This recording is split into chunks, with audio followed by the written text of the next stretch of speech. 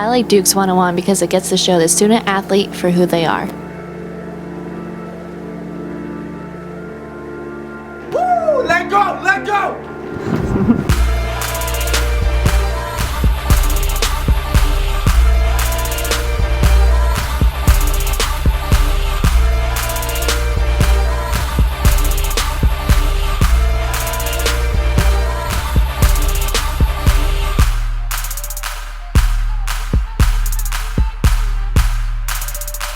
I know it's necessary. It gives student athletes the opportunity to tell their story from their point of view.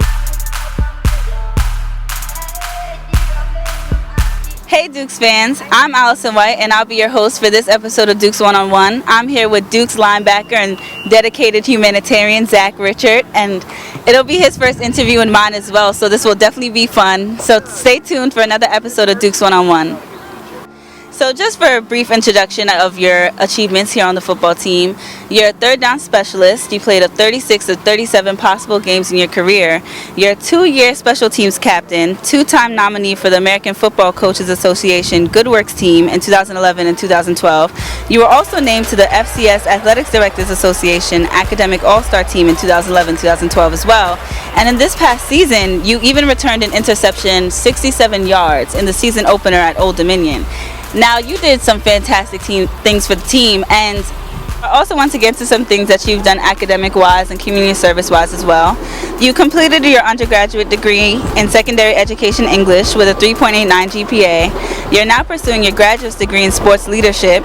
You made the Dean's List and Duquesne University Director of Athletics Honor Roll all 4 undergraduate years.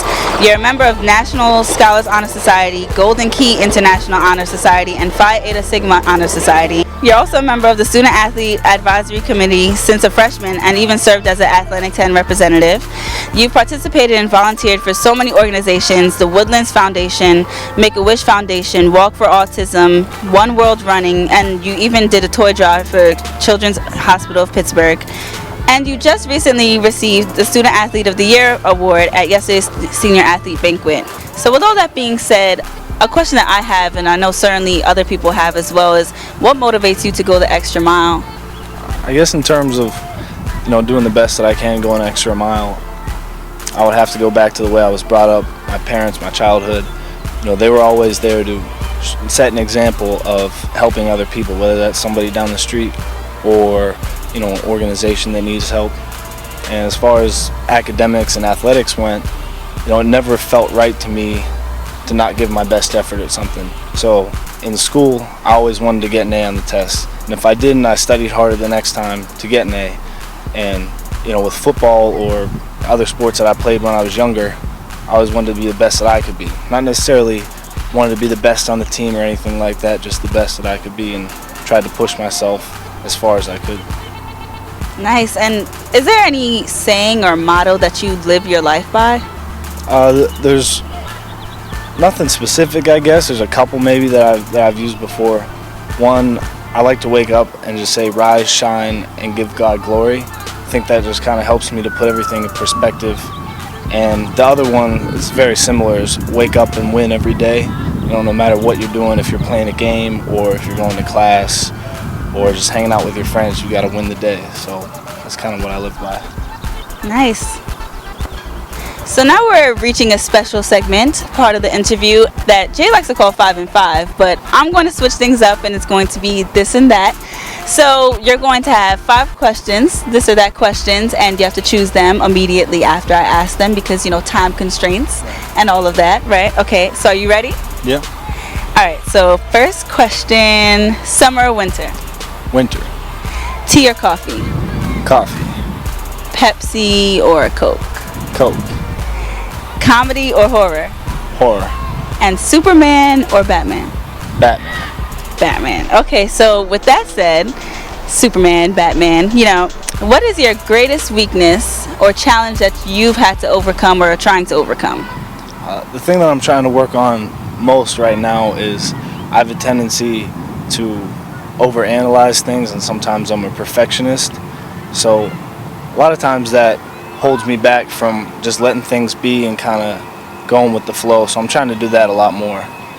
I can definitely relate to that because I'm a perfectionist myself, and I think one of the best things that's helped me with that is the advice that people have given to me. And I want to ask you, what's the best advice that you've ever got, or best advice that you've ever received?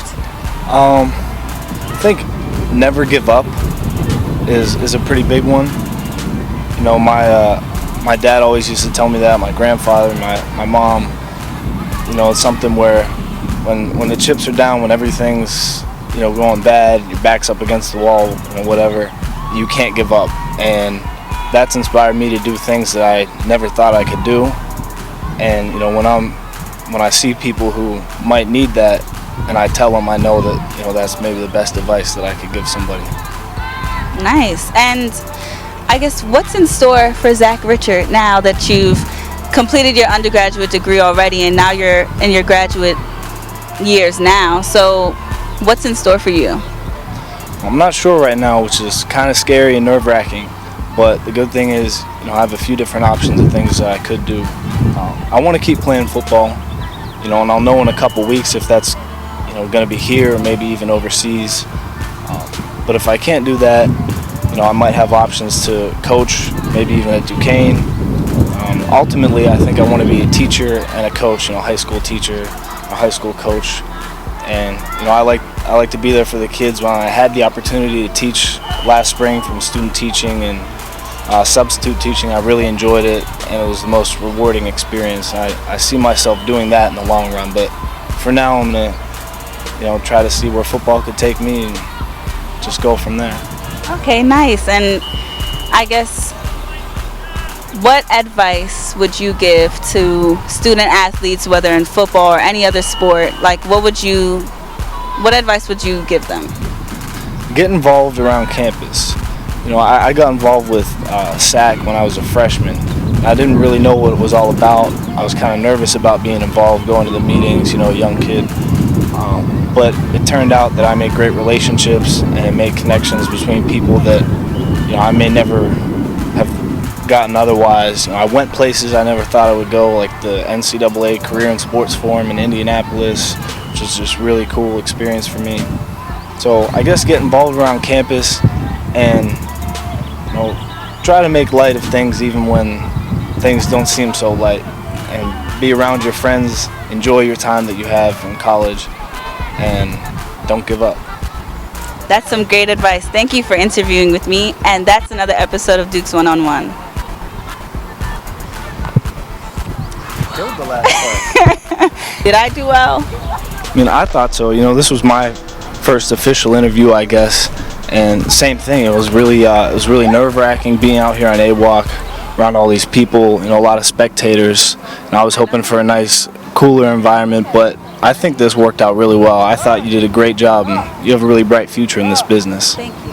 Thank you so much. And, you know, it's just been a pleasure, you know, sitting here, being interviewing. I dig it. I appreciate it. I appreciate you having me on Dukes One-on-One. Woo! Let go! Let go!